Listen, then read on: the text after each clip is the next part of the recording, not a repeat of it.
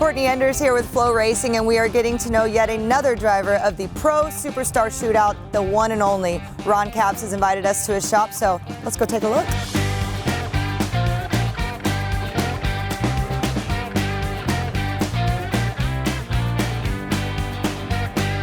Here at DSR, one cool thing about the access that we have to a chassis shop that's right here in the shop, you literally roll our car down to any work we want done on a chassis or a brand new chassis. The machines that they have here, cylinder heads, a lot of parts, we're still running a lot of the DSR parts.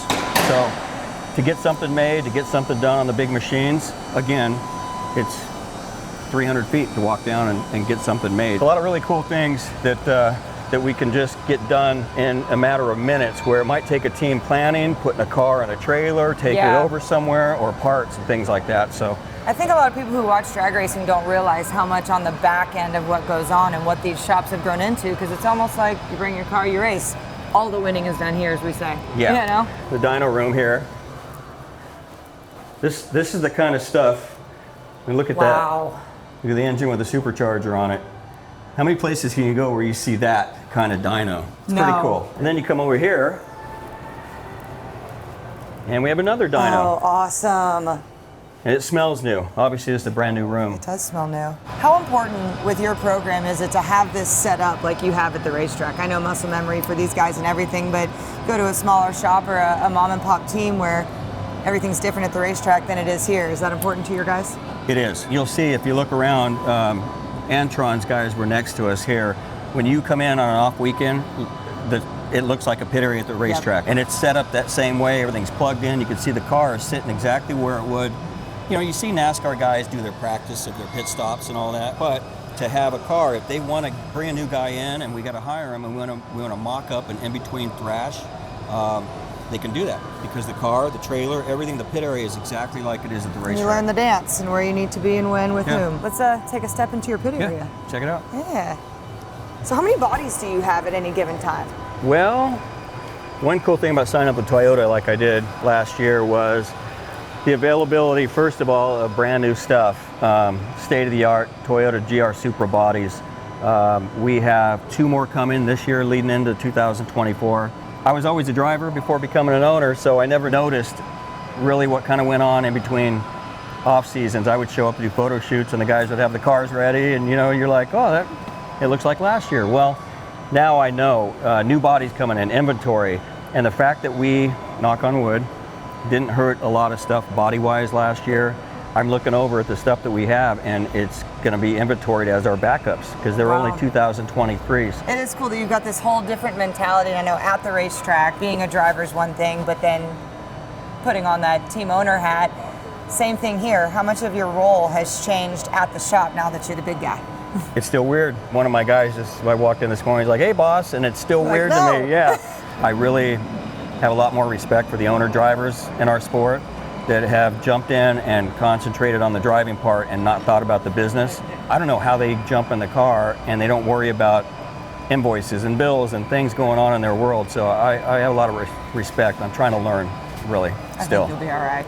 I think you'll be all right. So show me around your pit. What you got here, where you guys work? This is last year's car that we ended the season with. We're going to show up at the PRO Superstar event with what we had last year and unload and make a couple runs, and then we're going to go into test mode. It's going to be interesting because there's so much money and so much going on for that event. Teams are going to be trying to test new things. There's going to be new cars, but at the same time, but you're at a race. What do? Do you bring out an old car that you know was good in Pomona when we ended the season?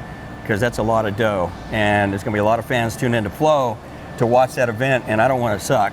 So to know that we have the car that unloaded from Pomona makes me more comfortable. So maybe he'll leave it alone and we'll just unload it for the race and we'll test some other things on a new car. I don't know yet. If you want to step here and see sort of what goes on in our trailer, 2 cars up above. Our main car and our spare car go up above here. The fans at the track, they see the back door go down, the cars go up. Well, we usually put 2 cars in. A lot of parts get put together here, pistons and rods normally right here. He'll put the racks together on any given weekend. There's a short block there that's probably $35,000 or $40,000 worth of just sitting there. Not even cylinder heads on it yet. There's a couple more I think in here. Well, engines, I thought it was rear ends, but there you go. It's got ignition on it. that's ready to go. And then the brain trust, that's what we call ours in there. Yeah, so Guido, if you want to come up, We're going to check go it bother out. Guido. Yeah. Any tall people, watch your head right here. Tall people aren't allowed. Is this where the smart people live? This is the war room. The brain cramps come from. The brain cramps come from. So you're at racetrack in here, you got the same setup, no Yep. matter where you're at.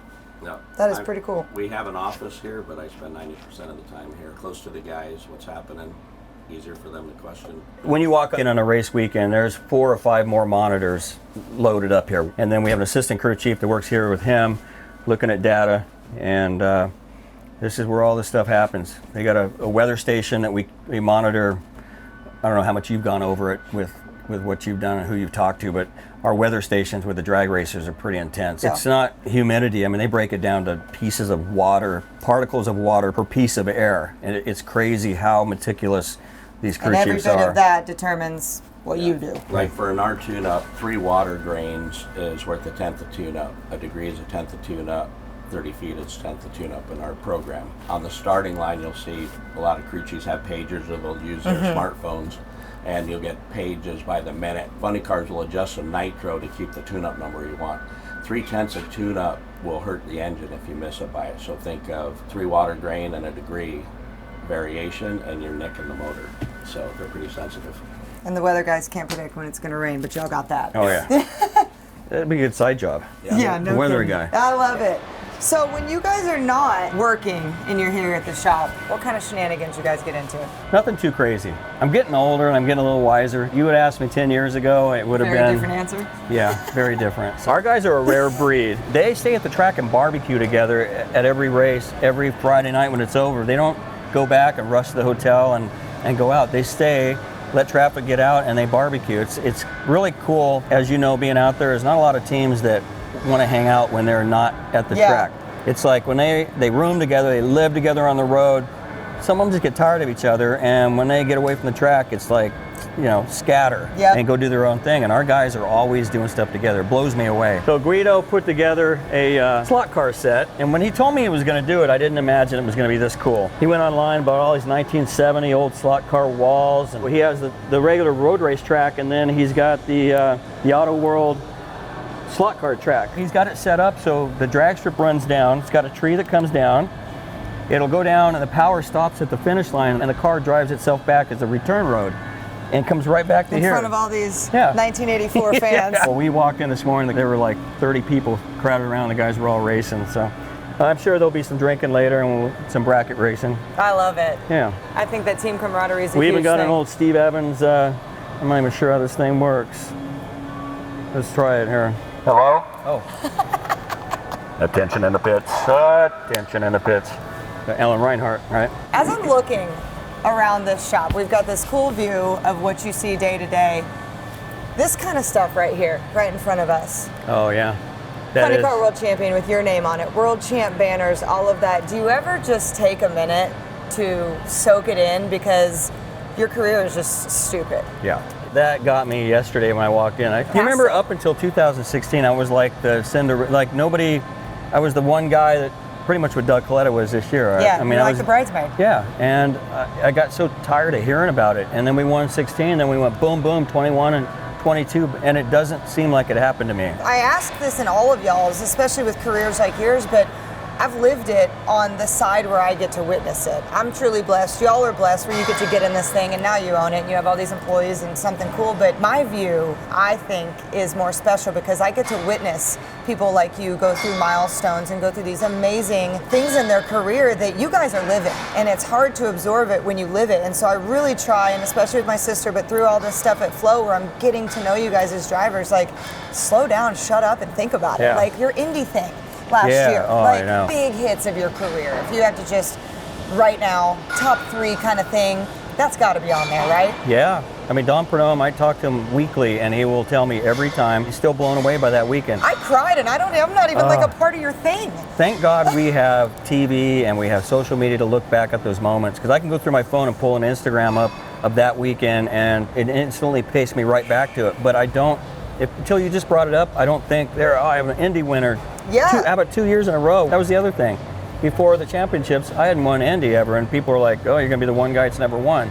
Well, then we reel off 2 of them and then do it with Don Prudhomme. Getting people to tune in and invest and love our sport like we do, those are those moments that they get to witness that you don't see. You're in your car screaming by yourself. We're loving on each other about you. Like Flo, I watched Turkey Night. I love those stories, and I love the behind the scenes stuff and hear what those guys are thinking and what their approach is. They did a great piece with somebody on slide jobs the other day on Flo, and it was cool because you wonder, you watch it happen all the time, and if I got slid job, is that a word, slid job? We made it a word. Ron Capps said it, it's a word. Yeah, I'd want to get out and fight the guy. But Right. those guys do it constantly back and forth, so I always wondered, and that piece kind of went behind the scenes and told me what is in their brain. So I'm still blown away. People want to know what's in my brain sometimes. Let's, I want to come stand by your car and kind of talk about some non-drag racing stuff. So you just mentioned it. You watch Flo. You're into other kinds of motorsports. We saw you this year going out there with Tony Stewart. Yeah. Talk about your other interests in motorsports. Growing up, I was lucky. My dad, his main sport was drag racing. It was weekends, like you growing up, right? Mm-hmm. It was something we did as kids.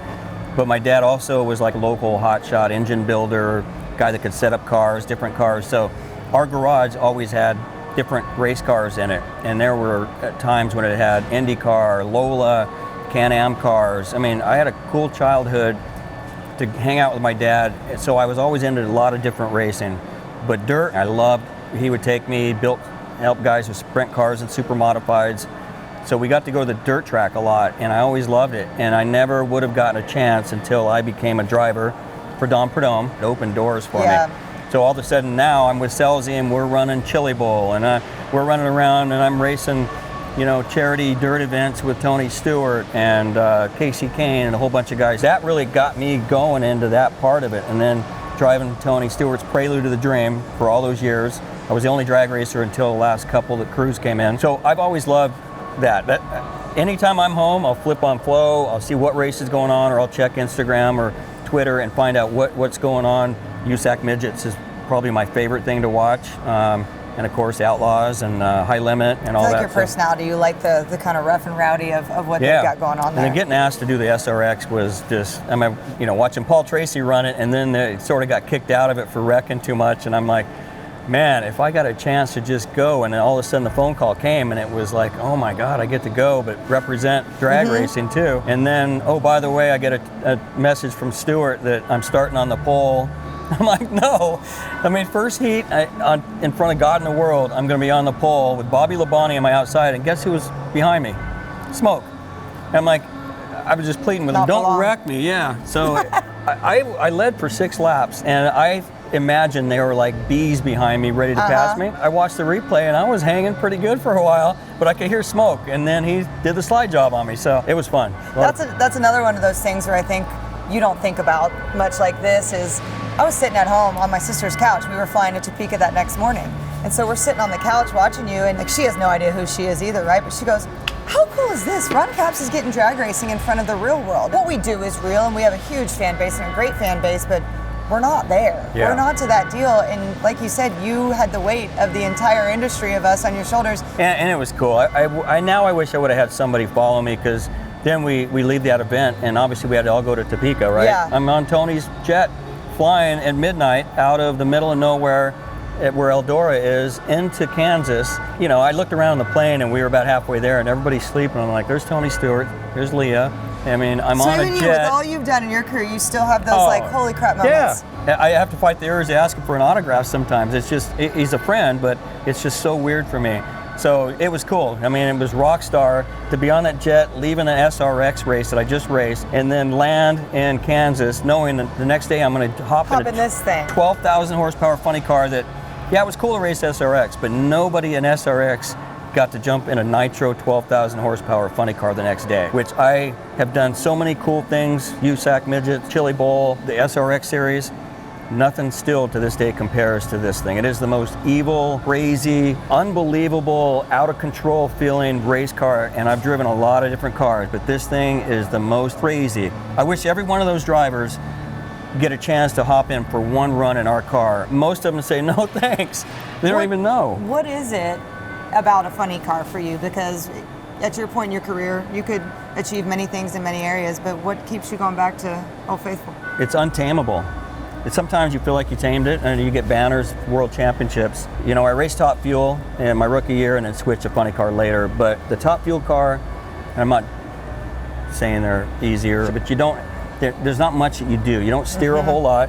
Obviously you got to leave on time, but there's not a lot of driving. You know, you just kind of aim it and try to keep it straight. And they're out of control feeling a little bit.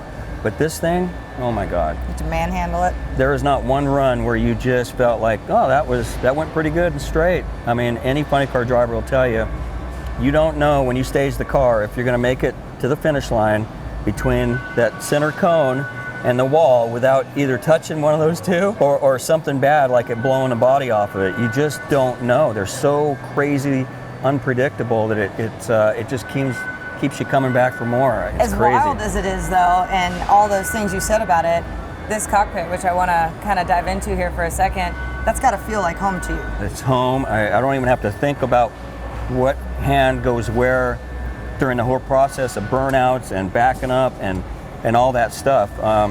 Driving the Top Fuel dragster was crazy because you had this monster right behind you. I hated it because you're sitting up there and you're waiting for them to do all the stuff after the burnout, and then some guy comes up and waves you forward and you roll up there and there's nothing in front of you. My absolute favorite part is, believe it or not any of the runs. It's sitting waiting as you're the next car, and the guys are all surrounded, and I'm sitting there and I'm watching everything. I have this huge engine in front of me. All the guys are here, they're ready to start the car, but they're watching the car in front, and I just see their backs.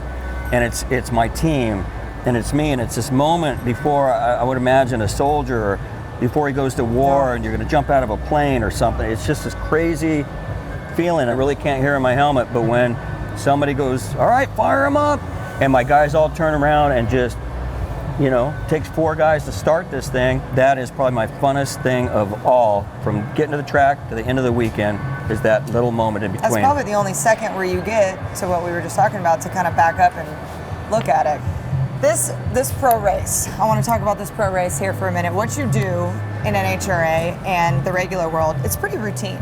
Everything we do, we just pack up like a circus, go to the next town. The circus is breaking loose this time. What are you, as a driver, most excited about for this event? Is it the money? Yeah, money.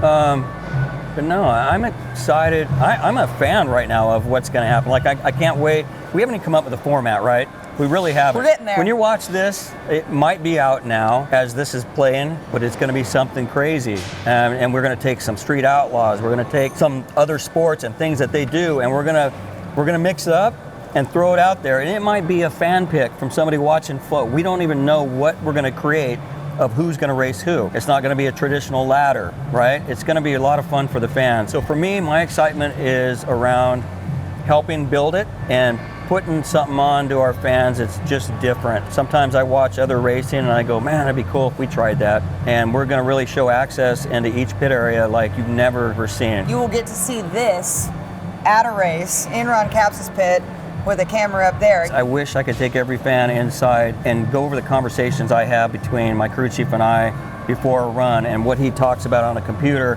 because I know there's so many gearheads like my dad who used to race and now has to sit home and has to watch a telecast that doesn't dive into sometimes really mechanical stuff. But I'm excited about really breaking down some of the mechanical stuff and really show what goes on in there that you never would imagine. It's going to be unfiltered, which is going to be unique, but it's going to be interesting to see. We're the internet, we're not TV. We can kind of do that, but I think that our sport really needs that, and that's why we're doing things like this and getting to know you guys outside of it, because the cars are cool, but in my opinion, the stars are cooler.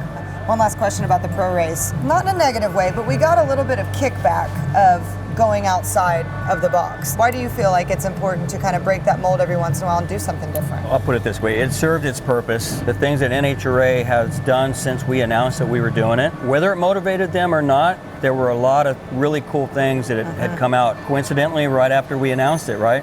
Brand new sponsor for the series, a lot of really cool stuff. Would it have happened? Maybe not, we don't know. In the first meeting, we didn't come up with this event to do that. First of all, we're testing, and we do it every year.